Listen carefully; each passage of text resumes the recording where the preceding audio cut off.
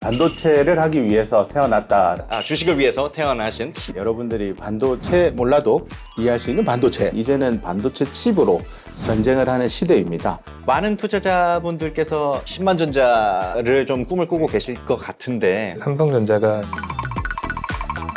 10만 전자는 갈 수 있지 않을까? 제가 살면서 고민 중에 하나가 고기가 먹고 싶은데 소고기도 먹고 싶고 돼지고기도 먹고 싶어요. 가재는 개편이고 저는 많이 먹는 편입니다.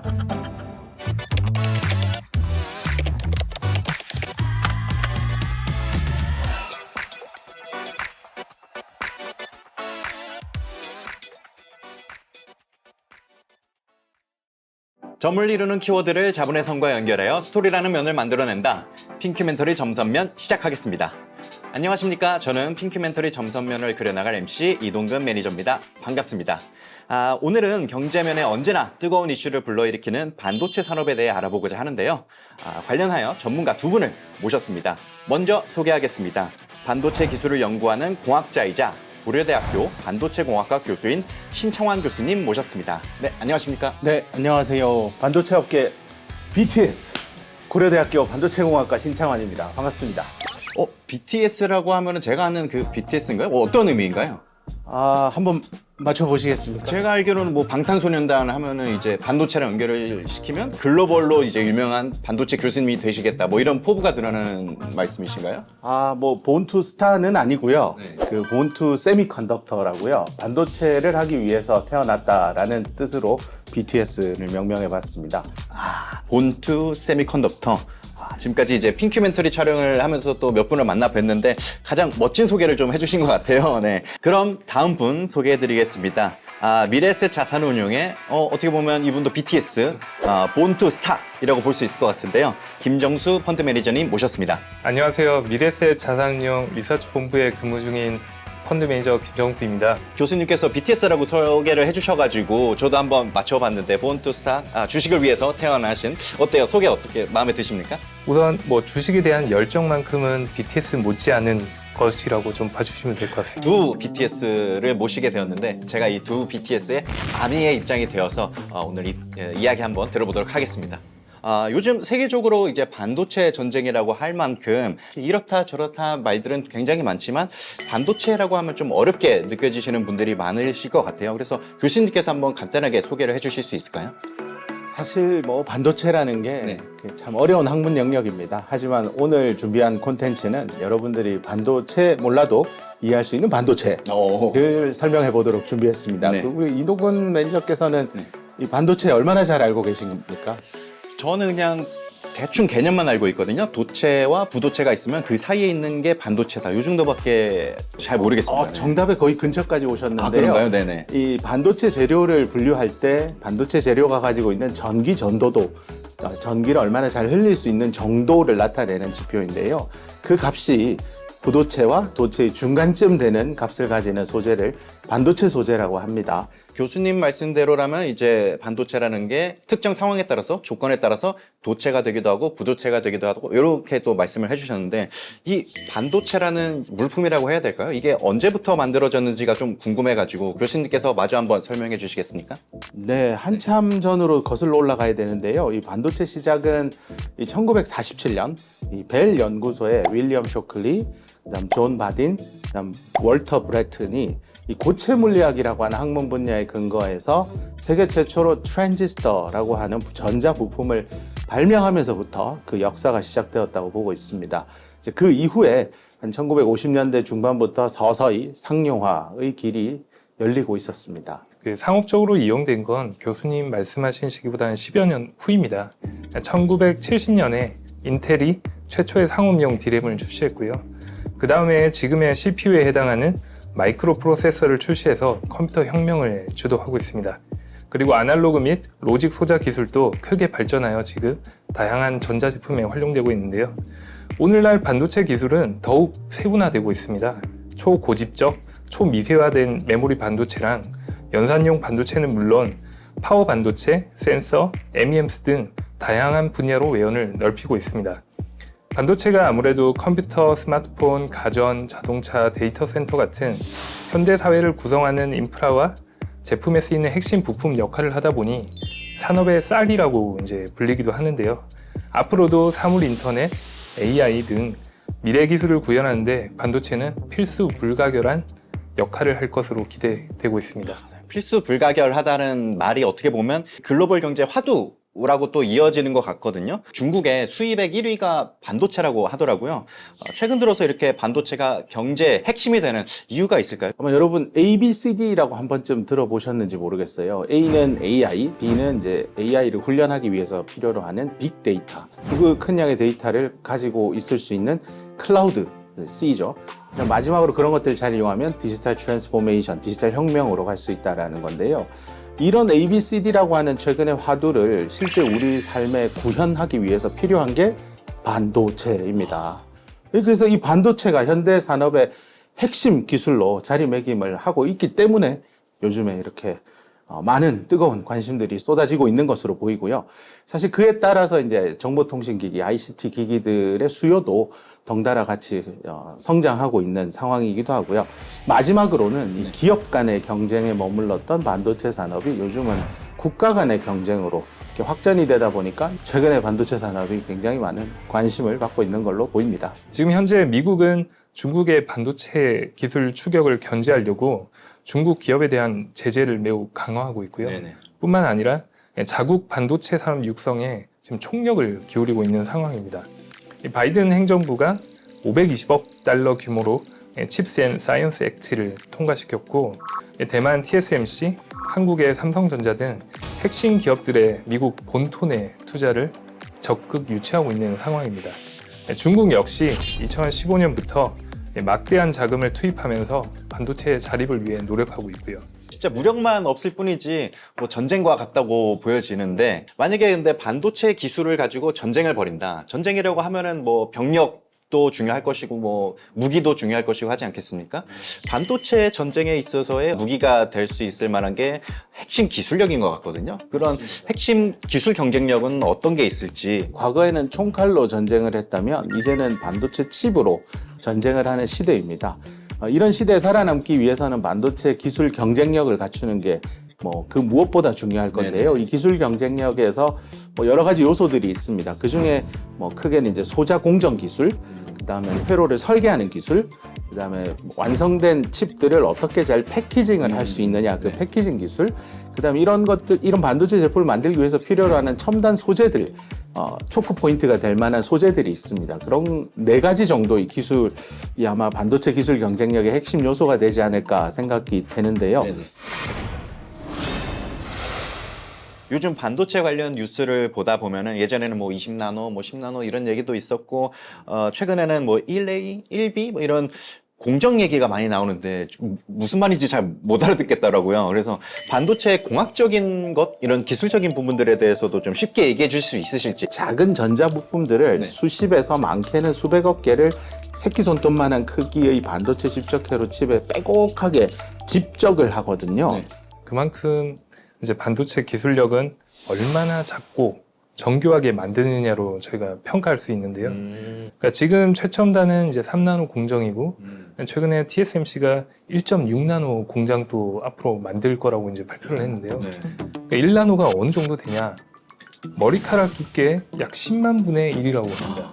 그러니까 저희 머리카락은 10만 나노미터인 거죠.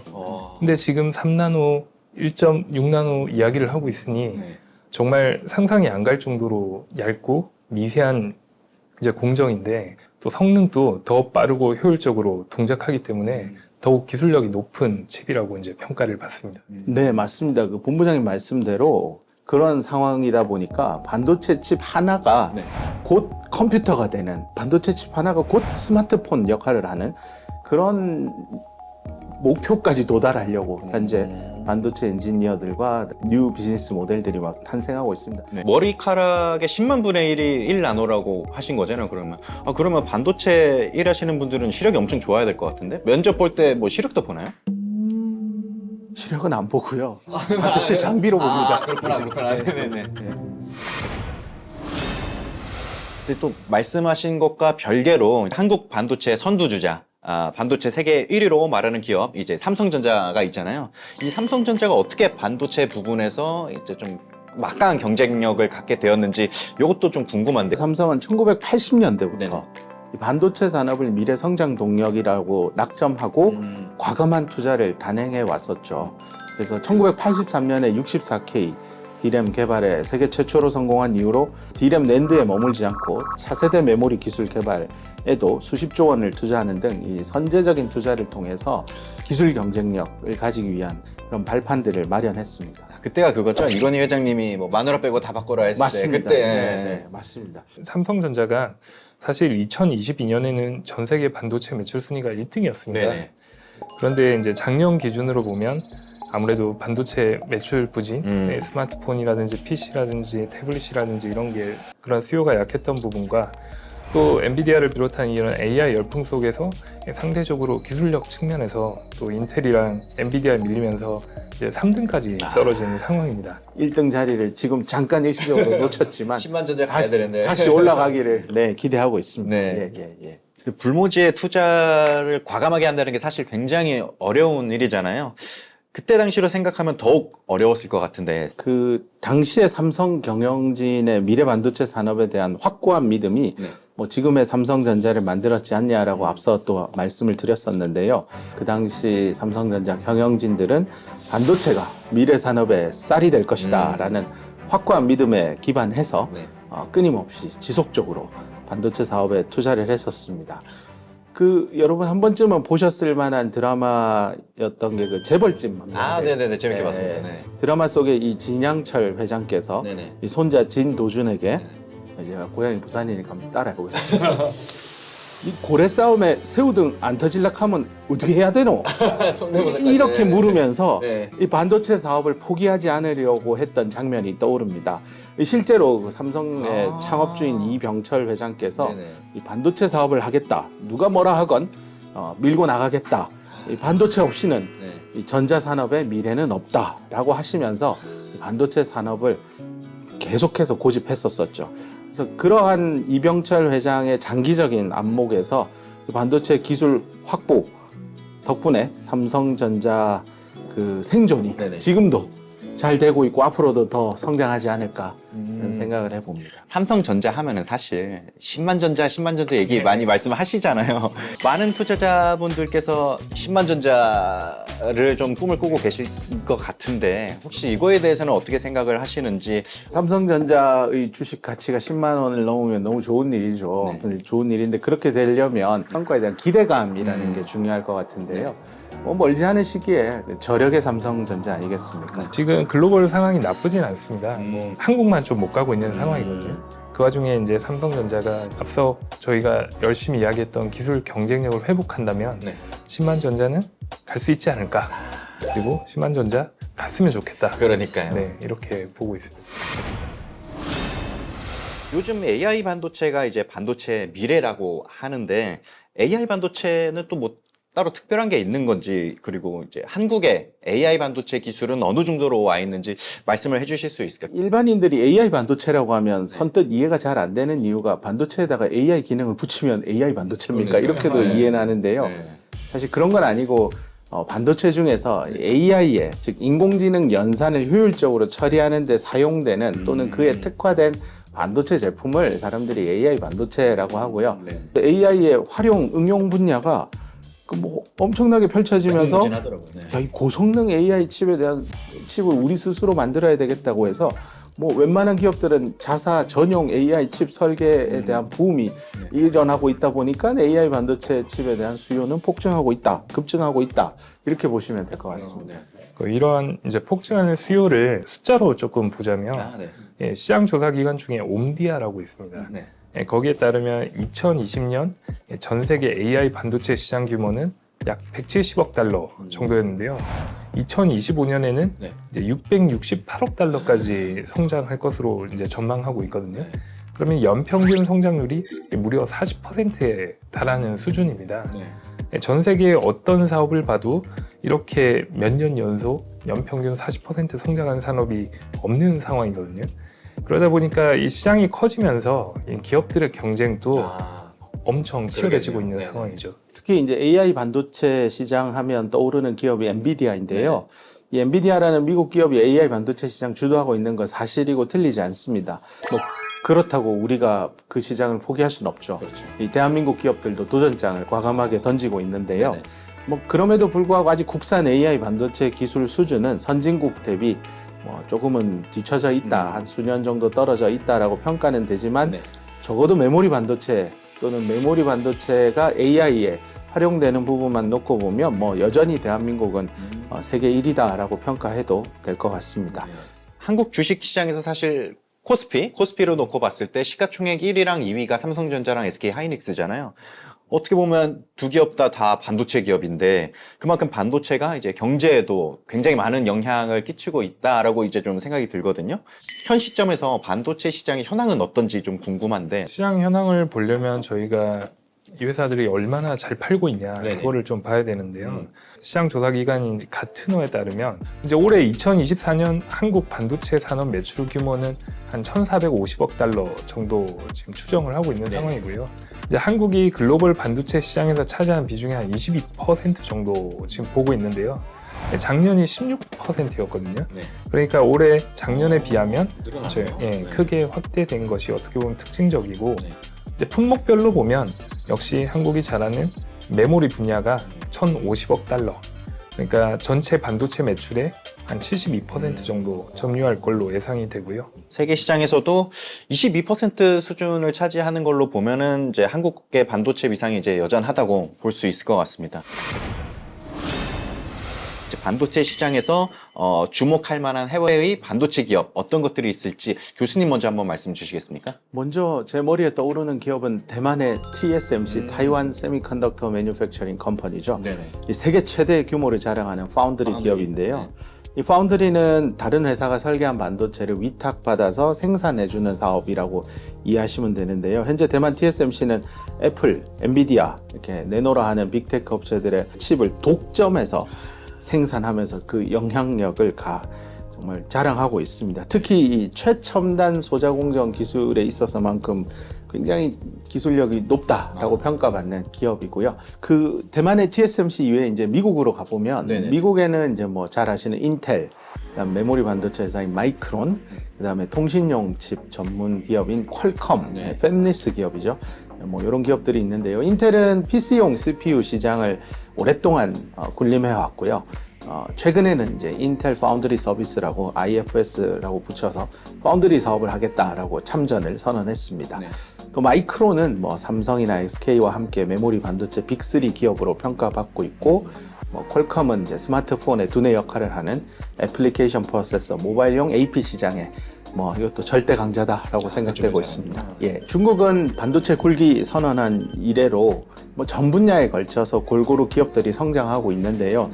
비록 최첨단 기술은 뭐 미국이나 한국에 비해서 다소간 뒤처져 있지만 중국 정부의 전폭적인 지원이 있기 때문에 뭐 아마 빠르게 추격해오지 않을까 이렇게 생각이 듭니다. 교수님, 최근에 주식시장에서는 지금 저희가 알고 있는 D램, 낸드 이런 메모리 반도체, 시스템 반도체 여기에만 집중을 하고 있는데요.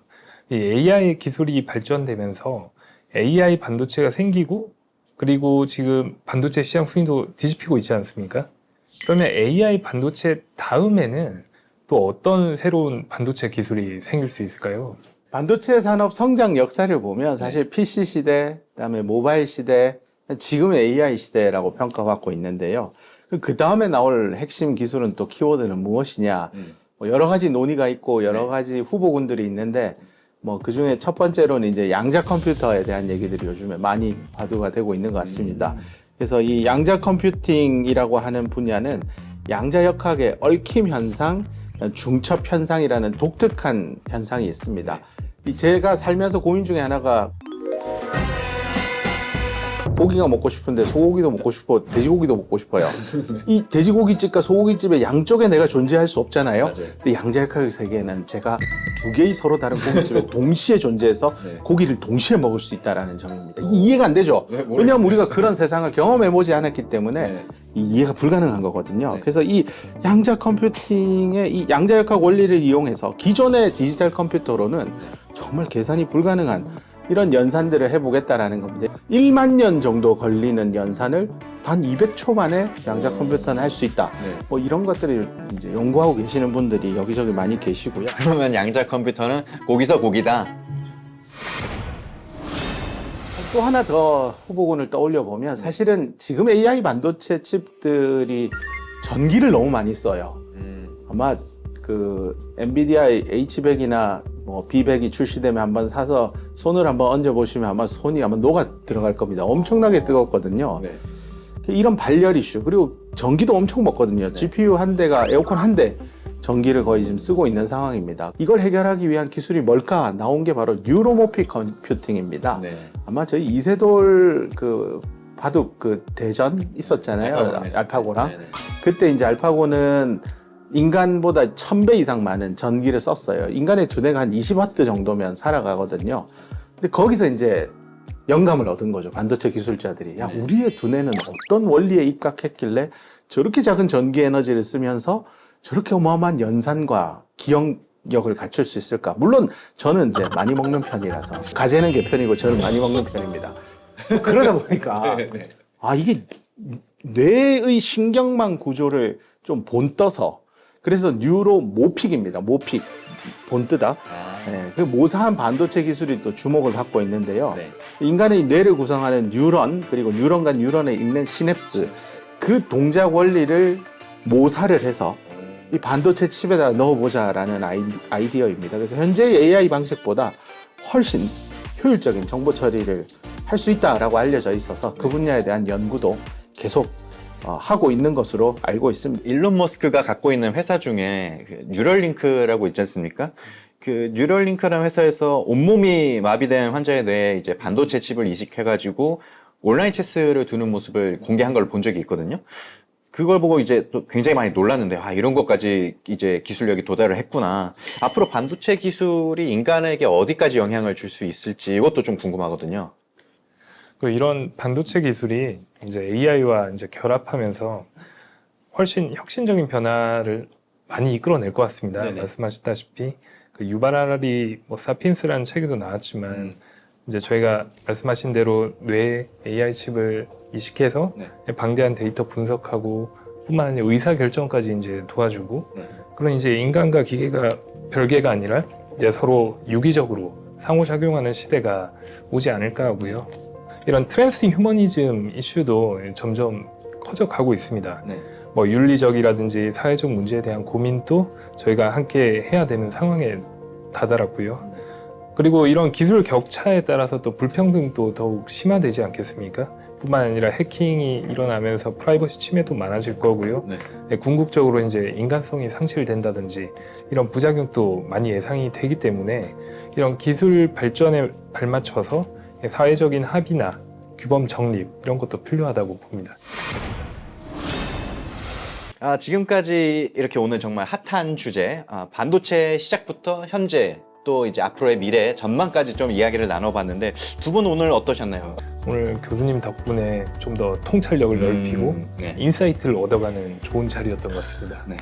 늘 학교에만 있다가 밖에 나와서 투자의 현장은 또 어떻게 움직이고 있고 또 미래 세상을 어떻게 보고 있는지에 대해서 많은 얘기 들을 수 있어서 굉장히 행복한 시간이었습니다. 이런 룰을 깨는 말이 안 되는 거잖아요. 퀸이 이렇게 그냥 왕이 앞으로 나가는 게 말이 안 되지만 이런 룰 너머의 새로운 룰을 만들 수 있는 세상을 좀 꿈꾸면 미래 세상이 정말 바뀔 테고 대한민국이 그 1등 국가가 되어 있지 않을까 그런 상상도 해볼 수 있는 행복한 시간이었습니다. 또 교수님의 어떤 센스 있는 답변 정말 잘 들은 것 같습니다. 네, 오늘은 반도체계의 BTS 신청한 교수님과 함께 반도체에 대한 점선면을 그려보았습니다. 저희는 다음 시간에 새로운 점선면으로 찾아뵙도록 하겠습니다. 감사합니다.